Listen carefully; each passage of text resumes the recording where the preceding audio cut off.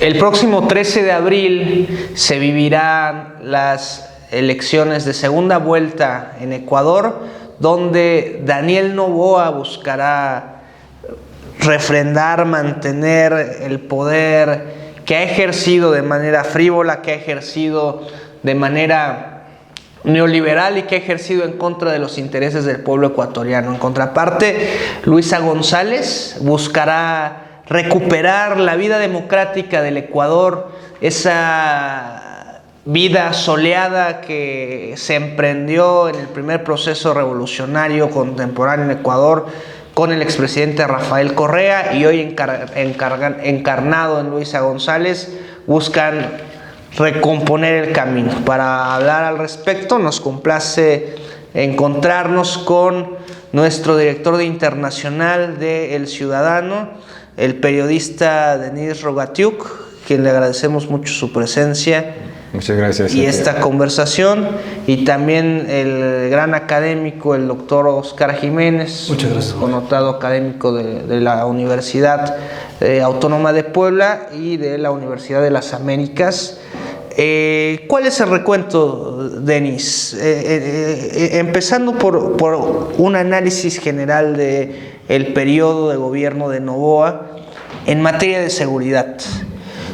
Rafael Correa dejó el Ecuador con unos índices de seguridad muy buena, el país más seguro de América del Sur.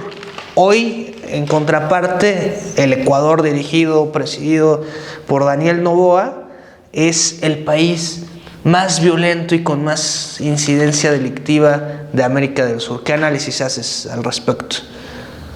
Bueno, Jorge, muchísimas gracias por organizar esta mesa de análisis y gracias al doctor Oscar por estar aquí también.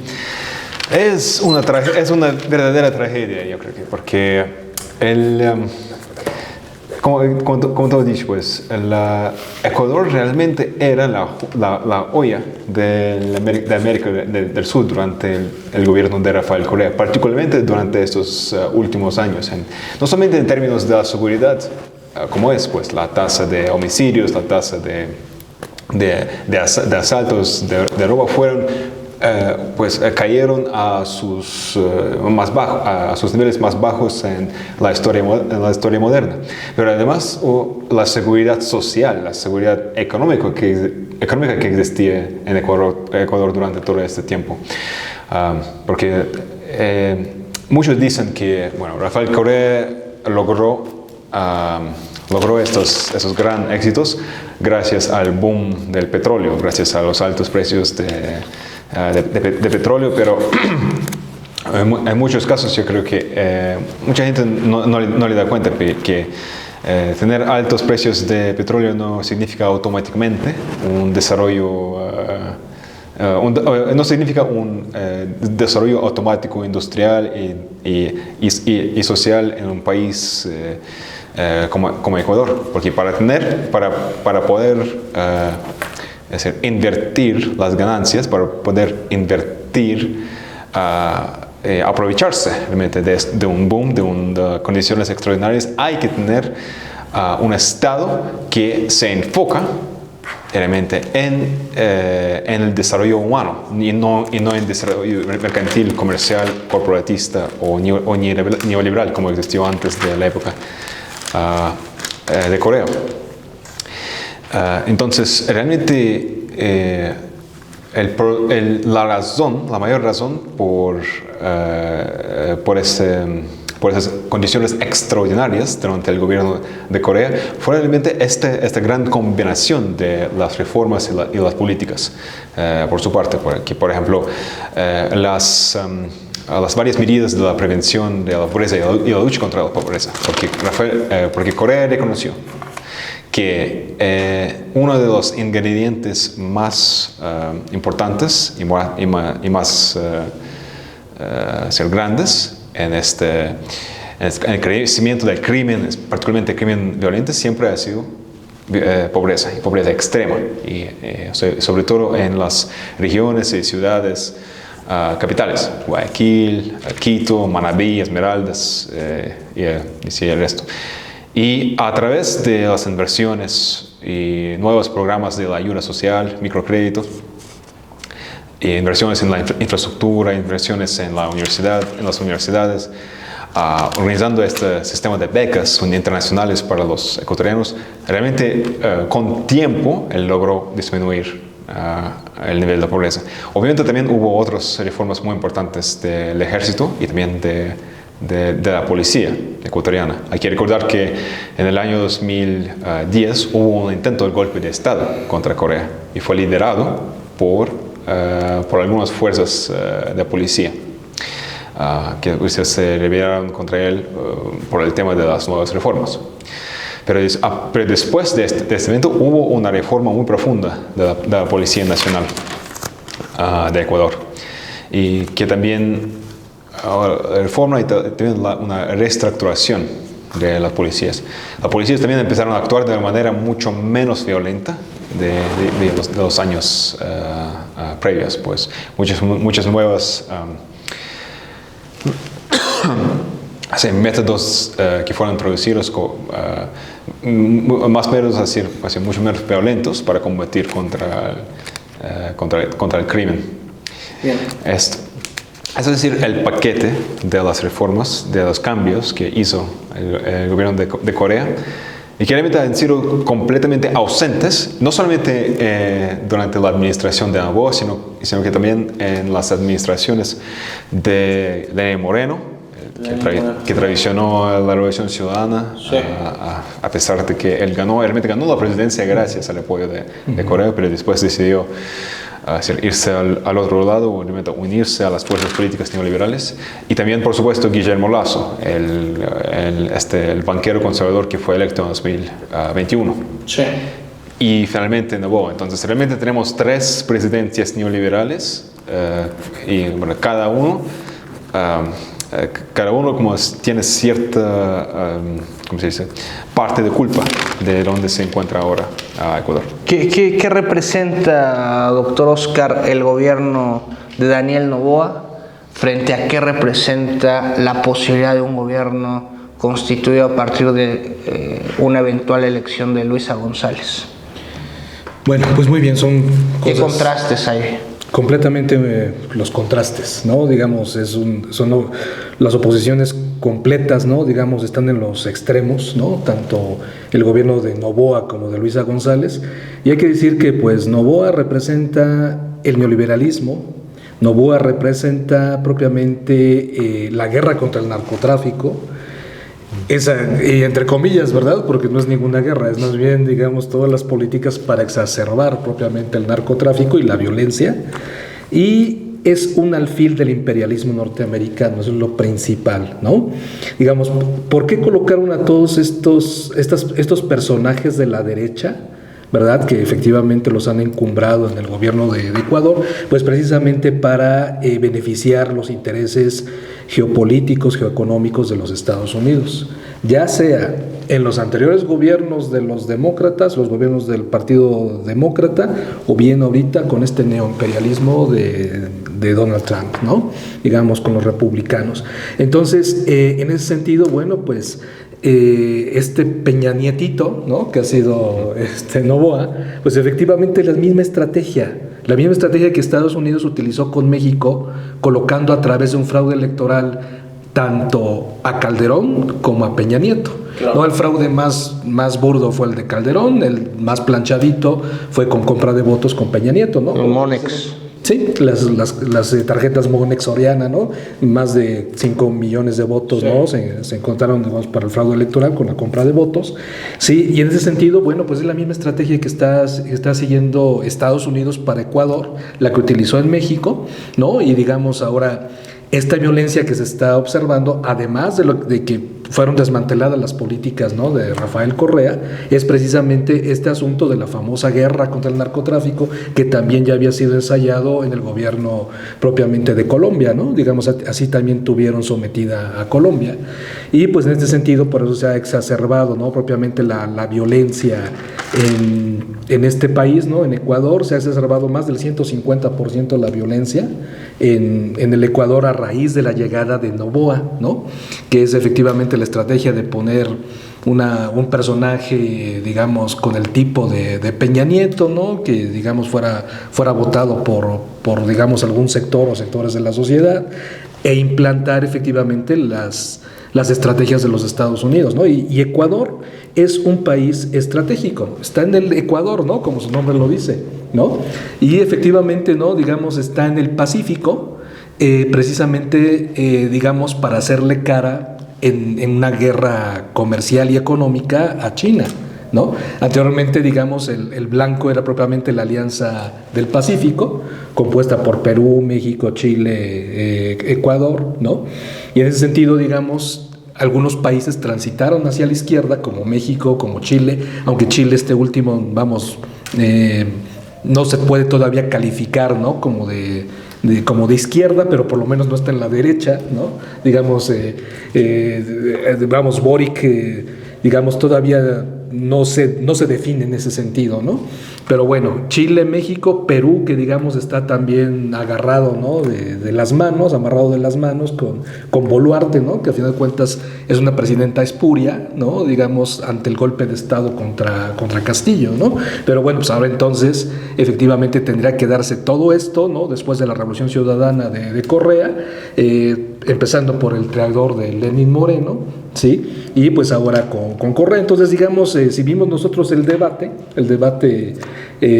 último debate, vamos con miras a las elecciones del domingo 13 de abril, bueno, pues esta señora, la candidata, ¿no? Digamos, del correísmo, Luisa González, bueno, pues efectivamente le dio varios golpes, ¿no? Digamos, al candidato Noboa, ¿no? También presidente de ese país sudamericano.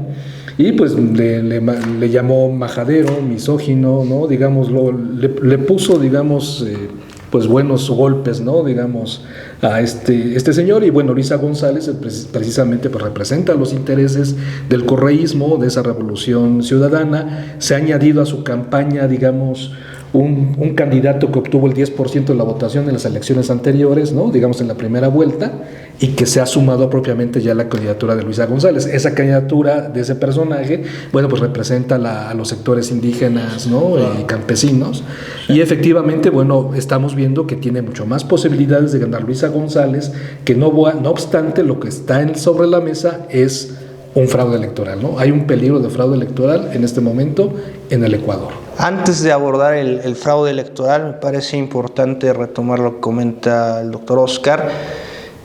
¿Cómo ha influido el gobierno de Estados Unidos en el desarrollo del actual gobierno de Noboa para Ecuador? ¿Qué reflexión haces? Bueno, muy buen timing para esta pregunta, ¿no? Muy buen tiempo, porque justo Noboa acaba de regresar desde Estados Unidos después de una visita oficial, no oficial, y una reunión, como una reunión privada con Donald Trump. Lo más extraño de esta visita reciente de Noboa de Estados Unidos ha sido que Trump no le recibió oficialmente, sino que hubo una oportunidad, una foto entre Noboa, Noboa con Trump, es decir, Noboa y su esposa con Trump, y además una reunión entre Noboa, el ministro de Salud, Robert Kennedy Jr., y también con la familia de los hermanos Isaías. Ahí es un punto interesante, porque los hermanos Isaías están considerados como los prófugos, como criminales en Ecuador, por el papel de que ellos tuvieron en esta gran crisis financiera de Ecuador, en los principios de los años 2001, cuando Ecuador tuvo que adoptar el dólar como su moneda principal. Y Noboa eligió, pues, por alguna razón, yo no entiendo por qué, él pensó que sería una buena idea tener una foto primero con Trump, pero después con los familiares de los hermanos Isaías. Es como el símbolo del periodo económico más desastroso de Ecuador en los últimos 30 años. Yo creo que eso habla mucho sobre donde realmente están sus verdaderos ser objetivos, su lealtad de Noboa. También hay que recordar que Noboa es un ciudadano estadounidense. Bien. Él nació en Ecuador, pero él tiene ciudadanía estadounidense y pasó muchos años viviendo en Estados Unidos también. Entonces, considerarlo como un ecuatoriano o considerarlo como un estadounidense, o mejor dicho, un agente de los Estados Unidos, yo creo que es mejor así. Hasta ahora él ha servido como un agente de la política exterior de Estados Unidos de manera espléndida, porque justo en diciembre del año pasado él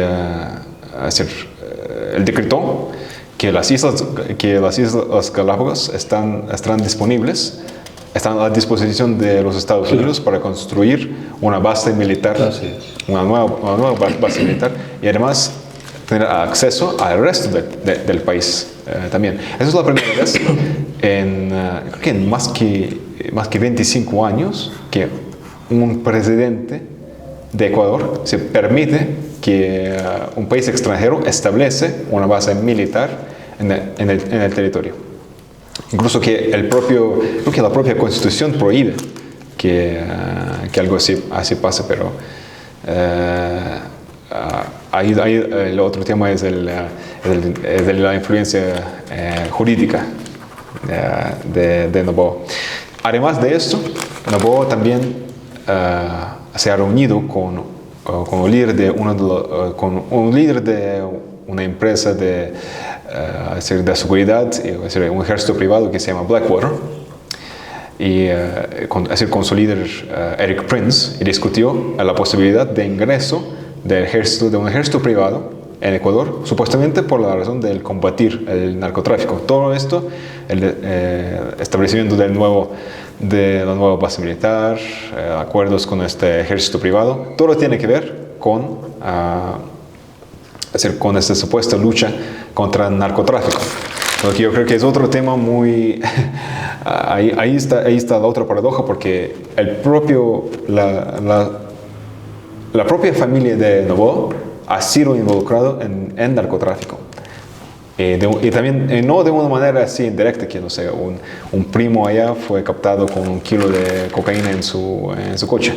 No, de una manera industrial, es decir, del tamaño industrial. Porque entre el año 2020 y el año 2022, la Policía Nacional y también la inteligencia ecuatoriana incautó casi 700 kilos de cocaína que provinieron a Ecuador a través de una compañía que se llama Noboa Trading, y los que fueron escondidos en las cajas de bananas, pues las bananas fueron utilizadas así como el método del transporte de cocaína. Hay que recordar que Daniel Noboa es el hijo de Álvaro Noboa, el hombre más rico de Ecuador, y él hizo su fortuna justo en bananero. En esta empresa de las bananas. Es un bananero, y Ecuador durante mucho tiempo también fue conocido como uno de los exportadores de bananas más grandes en el mundo.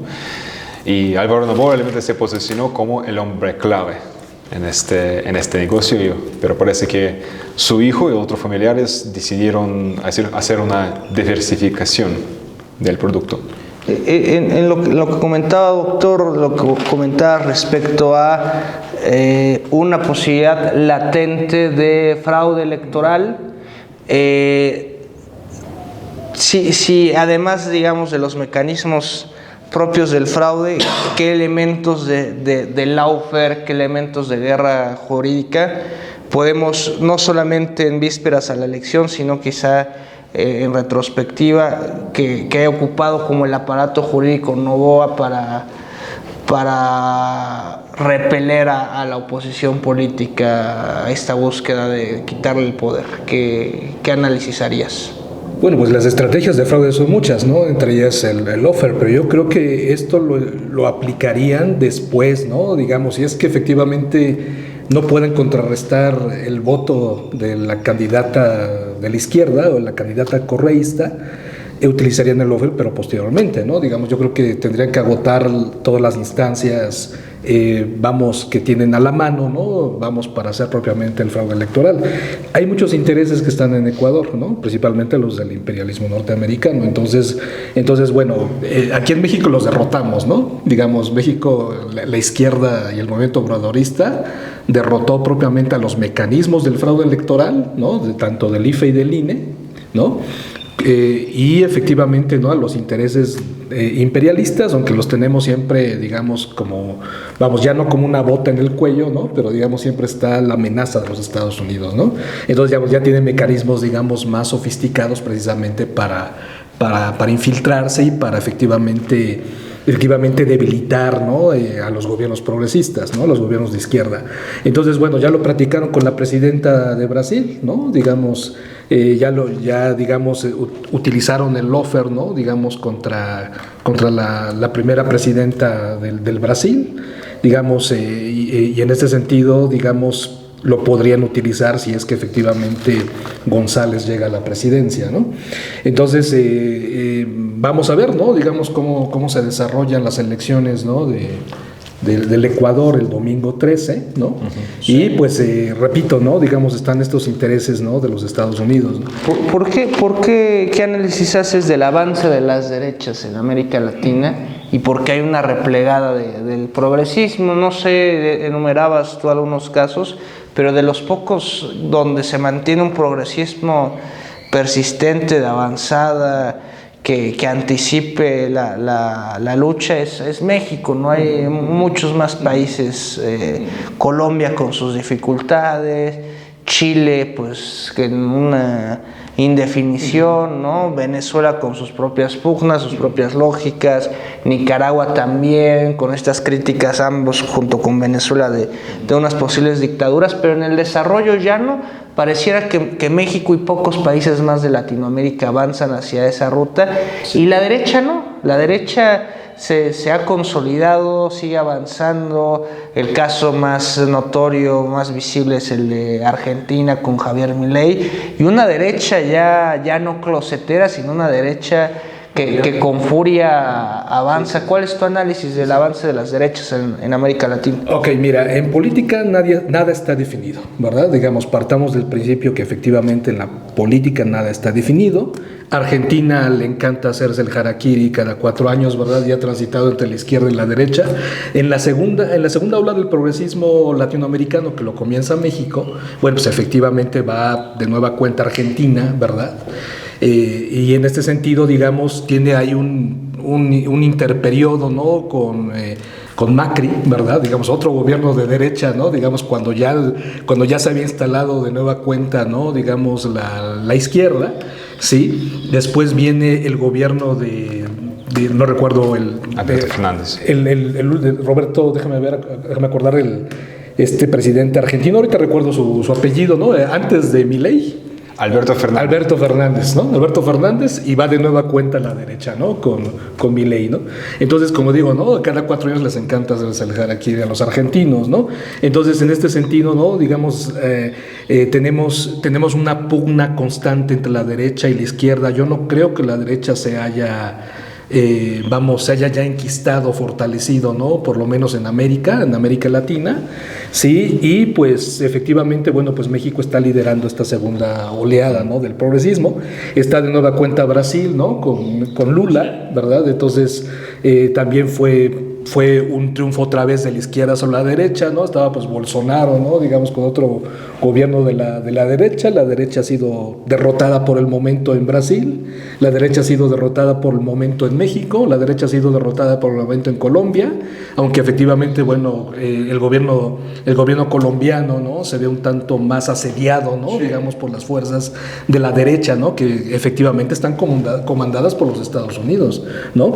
Boric, ¿no?, está entre azul y buenas noches. Venezuela, bueno, ya lleva tantos años con esta revolución bolivariana, enfrentando precisamente el asedio de los Estados Unidos, ¿no? Enfrentando precisamente el bloqueo económico. El petróleo, ¿no? recientemente, ¿Sí? ¿no? Sí. El bloqueo económico que también se le han hecho a la isla cubana, ¿no? Y que pues desde los 60s Cuba viene resistiendo este asedio y este acoso de los Estados Unidos, ¿no? Digamos, puedo decir que Venezuela y Cuba han sido los únicos dos países que han resistido con gran fuerza, ¿no? Digamos, el acoso imperialista, ¿sí? Y bueno, Ecuador, ¿no? Digamos que sí, efectivamente lleva 8 años en la derecha, ¿no? Vamos a ver si efectivamente puede deshacerse de esta cuestión en estas elecciones del domingo 13, sí. Y bueno, recientemente Uruguay, ¿no? También ya ganó un gobierno de izquierda que también efectivamente se ha disputado entre la derecha y la izquierda, ¿no? Entonces decimos,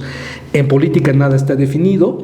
En México precisamente, ¿no? Digamos, la derecha está con todo, ¿no? Digamos, contra el gobierno de Claudia Sheinbaum, sí, el Partido Acción Nacional, el PRI, ¿no? Y el Movimiento Ciudadano, digamos, son los artífices, ya siempre han sido los artífices de los intereses imperialistas en México, digamos, la fuerza social de izquierda pues los derrotó en 2018, los volvió a derrotar en 2024 y vemos ahorita, ¿no? Cómo Claudia Sheinbaum pues ha tenido que enfrentar este acoso, ¿no? Digamos recientemente con el rancho Izaguirre de Jalisco, que efectivamente los comentócratas, ¿no? Y toda la fuerza de los medios de comunicación ya bastante debilitada, no han podido golpear a Claudia, ¿no? Digamos, sigue estando con 82-83% de aprobación, ¿no? Y la trataron de vincular directamente con esta tragedia del rancho Izaguirre, que también, digamos, hay que decir que, digamos, toda esta información inexacta, esta información, tremenda, mentirosa, ¿no? Que, pues, para empezar, no había crematorios, ¿no? Digamos, sí, efectivamente era un centro de adiestramiento y se ejecutaron personas, ¿no? Era un centro de adiestramiento propiamente del narco, ¿no? De este cártel Jalisco Nueva Generación, pero pues no pudieron tirar, ¿no? Propiamente la aprobación de Claudia Sheinbaum. Y así van a seguir. Así van a seguir. ¿Y quién está metiendo todo esto? Pues Estados Unidos, ¿no? Digamos, te sientas a negociar en la mesa, pero por abajo te está dando patadas, ¿no? Así siempre negocian los Estados Unidos, ¿no? Entonces, igualmente Trump, que digamos es más directo, ¿no? Digamos en su ideología, ¿no? Digamos en sus golpes, ¿no? Los avisa, pero también por abajo también los mete, aunque precisamente están operando, ¿no? El famoso Deep State de los Estados Unidos, el Estado Profundo, a través de sus centros de inteligencia como la CIA y el Pentágono, ¿no? Y que están también operando los intereses de América del Sur, con Ecuador, con Venezuela, con Colombia, con Perú, ¿no?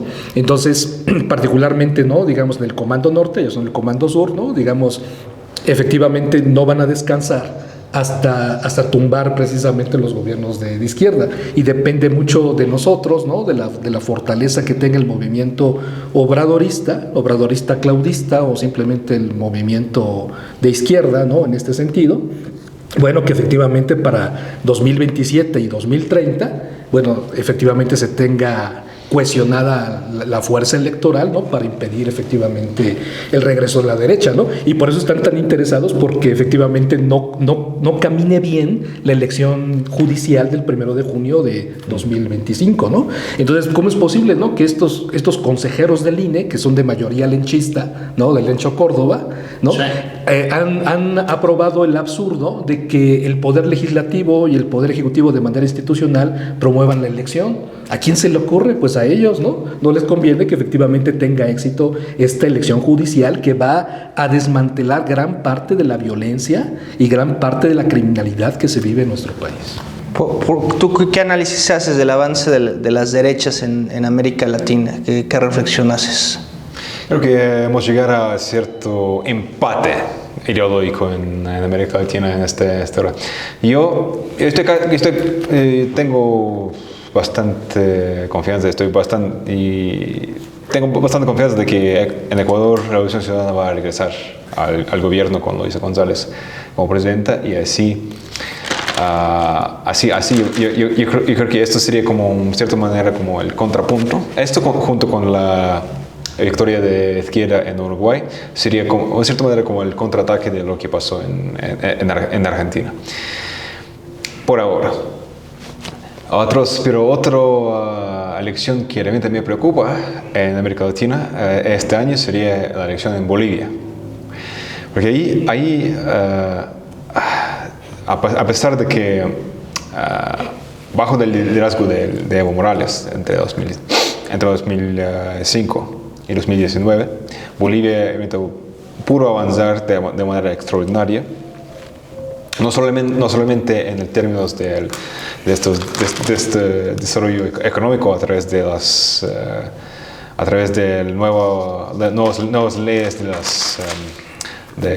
nuevas leyes tributarias y nuevos impuestos a las exportaciones del gas, petróleo y otros recursos naturales, que realmente permitió al gobierno de Evo transformar el país de uno de los más pobres y hoy en día que tiene el potencial extraordinario de convertirse como el corazón de la producción de litio del grado industrial en todo el mundo. Pero además de eso también el cambio social tremendo con la nueva constitución que convirtió Bolivia en el Estado plurinacional, reconociendo la gran historia de las luchas de los pueblos indígenas, los derechos de las mujeres, de otros grupos sociales. Pero a pesar de eso, y obviamente teniendo en cuenta el golpe de Estado contra Evo en 2019, en un año de dictadura de la derecha neoliberal, en los últimos años hemos visto una cierto derrumbe, como casi el efecto de dominó, que hoy en día parece que se resultó en una gran división en el movimiento del MAS, en el movimiento del socialismo, pero también creo que esta pérdida de la visión que tenía este gran cambio político en Bolivia. Porque hoy en día lo que tenemos es lo siguiente. Tenemos el gobierno del MAS que hoy en día está acusado de mal manejar varios temas económicos, particularmente el tema de las exportaciones de gas y de los varios industrias, mal manejar el tema de este potencial de la producción de litio, de la extracción y producción de litio, varios casos de corrupción y en medio de todo esto a este gran conflicto ideológico entre el actual presidente, Lucho Arce Catacora, y Evo Morales, sí, que tiene planes y tiene todos los deseos para postularse otra vez, para ser presidente otra vez. Y hoy en día no está definido realmente exactamente qué pasará con el movimiento del MAS, porque todavía no hay una candidatura definitiva por parte del MAS. Por otra parte, Evo Morales ya ha dicho que él se separó oficialmente del MAS para unirse a este otro partido y así postularse como el candidato. Sí. Y al mismo tiempo tenemos a la derecha neoliberal en dos diferentes bloques que ahora sin duda ve estos conflictos internos, esta crisis económica como hacer su oportunidad de oro para regresar definitivamente al poder en Bolivia. Y sin una resolución clara de este conflicto político ideológico entre Evo y el actual gobierno de Bolivia, pues eso, yo creo que la derecha neoliberal sí logrará a regresar al poder en Bolivia, lo que yo siempre he pensado que sería como algo completamente inesperable, porque el MAS tenía la hegemonía del poder en Bolivia, incluso durante este periodo de la dictadura, pues, aunque a pesar de que la derecha neoliberal logró pues conquistar el poder político, pero todo esto fue hecho a través de los métodos muy violentos y muy impopulares, lo que realmente resultó en el regreso inevitable del MAS al poder. Pero esta pérdida de la hegemonía, yo creo que realmente es una de las decepciones más grandes que hemos tenido en de la izquierda latinoamericana en los últimos años. ¿Qué análisis has hecho, doctor, de cómo el gobierno de México, encabezado por Claudia Sheinbaum Pardo, ha hecho un frente digno a los ataques del imperialismo personificado en Donald Trump? ¿Qué valoración haces hasta el momento de esta relación Trump-Sheinbaum o México-Estados Unidos? Bueno, Claudia ha hecho una negociación extraordinaria, una negociación que ha sido hasta reconocida por muchos gobiernos del mundo, ¿no? Es la única que no se ha peleado directamente, ¿no? con esta bestia del imperialismo, ¿no? Vamos a decirlo así, porque viene este personaje, ¿no? Donald Trump, ¿no? Digamos con un cinismo imperial, vamos a decirlo así, ¿no? Han practicado el imperialismo desde siempre, desde que efectivamente se fundan los Estados Unidos, ¿no? En el siglo XVIII, sí, y en ese sentido, ¿no? Bueno, ya con todo el desparpajo, ¿no? Dice Donald Trump que va a utilizar la fuerza militar para apropiarse de Groenlandia, va a utilizar también cualquier fuerza militar para apropiarse de nueva cuenta del Canal de Panamá, faltándole respeto al anterior ministro, ¿no? Justin Trudeau, ¿verdad? Y diciéndole que pues es el gobernador del estado número 51, ¿no? Ahorita, bueno, ya tenemos otro primer ministro en Canadá, ¿no? Pero bueno, Claudia, ¿no? Ha sabido, digamos, leer, ¿no? Propiamente las estrategias para efectivamente comunicarse con él, ¿no? De la mejor manera y no perjudicar tanto a la nación. No obstante, a pesar de que efectivamente el gobierno mexicano ha logrado o ha tenido todos estos logros contra el crimen organizado, ¿no? Digamos, efectivamente entregaron 29 capos, ¿no? Digamos, antes de que la Suprema Corte de Justicia, ¿no? los amparara a nueva cuenta, los liberara, los entregó a los Estados Unidos. Digamos, han frenado casi al 100%, un 90-80% la migración por la frontera sur de los Estados Unidos y la frontera norte de México, sí, y pues efectivamente hasta Harfuch, ¿no? El secretario de Seguridad ha sido también reconocido por las propias autoridades de los Estados Unidos, ¿no? No obstante, lo que habíamos comentado, que pueden negociar muy bien en la mesa, ¿no? Pero seguir pateando por abajo de la mesa, ¿no? Y en este 2 de abril, mañana, me parece que mañana, ¿no? Va a dar un aviso, ¿no? Un discurso del presidente de Estados Unidos para decir, ¿no? A cuántos países del mundo le aplican los impuestos al comercio exterior, es decir, los aranceles, y efectivamente en estas, a pesar de los logros que ha demostrado México a los Estados Unidos, imponer aranceles, ¿no? Digamos, a lo mejor no en los porcentajes que ha dicho, pero digamos imponer algunos aranceles al aluminio, ¿no? Al acero, ¿no? Lo que tanto dijo, a los automóviles, ¿no? Sí. Entonces, digamos, no vamos a descartar que a pesar propiamente de las estrategias de Claudia y la habilidad de nuestra presidenta Claudia Sheinbaum Pardo, de esta habilidad de negociar con Donald Trump, efectivamente nos pongan aranceles, ¿no? Digamos, es que está precisamente en esta guerra comercial, ¿no? Digamos, donde México no queda descartado. México es el primer socio comercial de los Estados Unidos y el primero que tiene que bajar, ¿no? Entonces, digamos, a pesar de que el Tratado de Libre Comercio de América del Norte o el otrora Telecán, ¿no? Digamos, tuvo todas las reglas a favor de los Estados Unidos, México logró revertirlo, ¿verdad? A pesar de todas estas desventajas, ¿verdad? Y es el primer socio comercial. Desbancó a China, desbancó a Canadá y pues seguimos siendo el primer socio comercial. Entonces, el objetivo es bajar a México, pegarle económicamente, ¿no? Porque no quiere, siempre lo ha dicho, no quiere tener al lado del Bravo un segundo Japón. Entonces va a ser todo absolutamente pues por desbancar, ¿no? Desbancar a México. Y siempre lo ha hecho, ¿no? Digamos, siempre ha utilizado estrategias para que efectivamente México no despegue, ¿no? Como una potencia económica que realmente lo somos, ¿no? Por todos los recursos que tenemos y efectivamente, ¿no? Digamos, el potencial demográfico, cultural, de alguna manera tecnológico, que también, digamos, no tenemos una tecnología como ellos, obviamente, ¿no? Pero, digamos, efectivamente tenemos todo para ser una potencia. Somos la 12ª economía del mundo, ¿no? Era para que efectivamente desde hace muchas décadas ocupáramos el 5º o 6º lugar en el orbe, ¿no?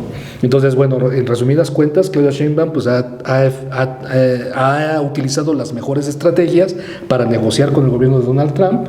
No obstante, nos esperamos también golpes bajos. Unas conclusiones, Denis, sobre esta reflexión, particularmente del proceso en Ecuador, y lo que uses a agregar por conclusión, por favor. Creo que en el tema de Ecuador, particularmente en las relaciones con México, creo que tenemos de no olvidar que Noboa ha sido el primer presidente de invadir a México. La invasión de la embajada de México el año pasado. No, un poco más que el año pasado. Así para secuestrar al ex vicepresidente Jorge Glass, que también era un víctima de lawfare durante muchos años. Es decir, el líder político que ha sufrido más que cualquier otro. Es decir, la furia de los 3 gobiernos neoliberales en la sucesión. Y yo creo que eso también dice mucho sobre las perspectivas, la mentalidad política de Noboa sobre las relaciones exteriores. Él está dispuesto a hundir las relaciones con el país más importante en América Latina, o México, y al mismo tiempo apoyar el Estado de Israel en los masacres contra palestinos en Gaza, y ser el servidor a los intereses de Estados Unidos con sus visitas constantes y sus fotos con Trump. Prácticamente aquí realmente no tenemos un presidente, sino que tenemos un niño grande, un niño que nunca creció y todavía siente que él es un adolescente, un estudiante viviendo ahí en Estados Unidos, y que eso es su verdadera patria, y lo que él tiene que hacer es defender a su verdadera patria,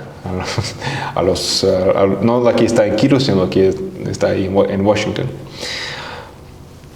Pero yo creo que con tiempo a muchos ecuatorianos se han dado cuenta de esto, porque por ejemplo Moreno y Lasso, aunque ambos fueron presidentes desastrosos con sus políticas públicas, con sus reformas, pero por lo menos ellos eran ecuatorianos y eran nacidos y viviendo la mayoría, casi toda su vida en Ecuador. Pero con Noboa ha sido diferente, pues. Noboa, con esta imagen del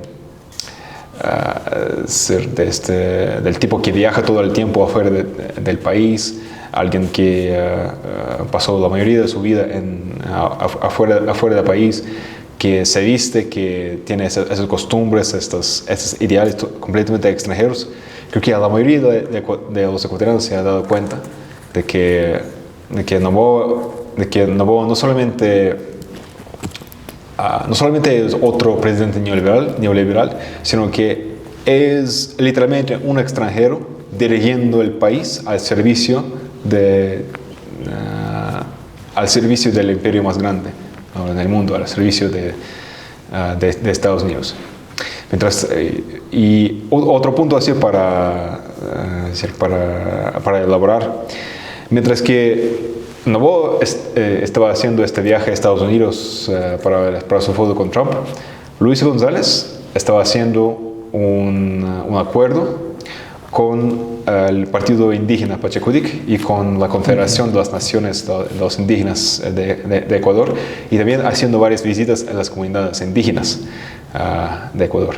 Yo creo que este acuerdo electoral político realmente ha sido como un terremoto político del Ecuador, porque por primera vez en los últimos 15 años, los movimientos indígenas, el Partido Pachacutic y la Confederación de las Naciones de los Pueblos Indígenas, han decidido apoyar a la candidatura, el liderazgo de la Revolución Ciudadana. Después de varios años de conflictos políticos con Rafael Correa, tanto como con otros líderes de la Revolución Ciudadana. Entonces ahí tenemos una candidata a la presidencia que realmente que sí está haciendo el trabajo serio de construir un frente amplio de las fuerzas de izquierda para poder no solamente corregir todo lo que los gobiernos neoliberales han dejado roto, sino que también transformar el país como a la nueva etapa de la visión de las ideales del plurinacionalismo y de esa nueva izquierda en América Latina. Te agradecemos mucho, Denis Rogatioc. Unas conclusiones, lo que gustes exponer, doctor. Sí, gracias. Bueno, pues es relevante el papel de nuestra presidenta Claudia Sheinbaum Pardo, ¿no?, para efectivamente hacer frente a las políticas imperialistas de Estados Unidos. No obstante, no hay que olvidar, ¿no?, que el gran cimiento fue efectivamente el gobierno de Andrés Manuel López Obrador, y pues en este sentido, ¿no?, digamos, la gente ya se dio cuenta, ¿no?, que las verdaderas políticas públicas que son a favor de la gente, una política pública nunca podría ser calificada así si efectivamente es a favor de la derecha o a favor de los intereses imperialistas. Entonces son verdaderas políticas públicas a favor, ¿no?, de la gente, y que este es precisamente el escudo que tiene México para hacer frente a las políticas imperialistas, neoimperialistas y neofascistas, ¿no? Porque efectivamente el neofascismo es el régimen político del capitalismo ya sin máscaras, ¿no? Entonces, bueno, hay que decir también, ¿no?, que en América Latina, ¿no?, digamos, en la batalla en este momento, bueno, los países de izquierda son encabezados por México, Brasil, Honduras de Xiomara Castro, Guatemala, Nicaragua, Colombia con Petro, Venezuela con Nicolás Maduro, Uruguay, Bolivia. Son 9 países contra 6 países apoderados por la derecha, ¿no?, que son efectivamente, bueno, Panamá, aunque bueno, Panamá ya con el conflicto que tiene con Estados Unidos, bueno, ya estaríamos en un tiempo de no calificarlo por el momento. Costa Rica a mí me parece que se mantiene neutral. El Salvador, ¿no?, con Bukele, ¿no?, que es más que sabido que sigue las directrices de los Estados Unidos. Argentina, por desgracia, con este personaje Milei, que yo creo que después de la sacudida que han tenido de nueva cuenta los argentinos, ¿no?, digamos, vuelvan en algún tiempo, en unos 3 años, ¿no?, de nueva cuenta a la izquierda. Ecuador, ¿no?, vamos a ver qué tal se desarrolla estas elecciones, ¿no?, y el posible fraude electoral. Perú y Paraguay, ¿no? Entonces son 9 países contra 6, ¿no? Entonces ahorita están las fuerzas tanto de la izquierda como de la derecha, ¿no?, digamos, a favor de la izquierda, ¿no?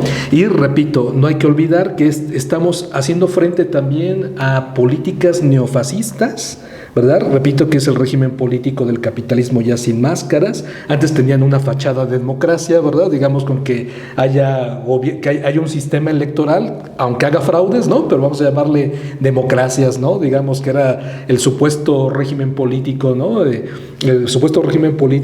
Digamos, en estos gobiernos, ¿no?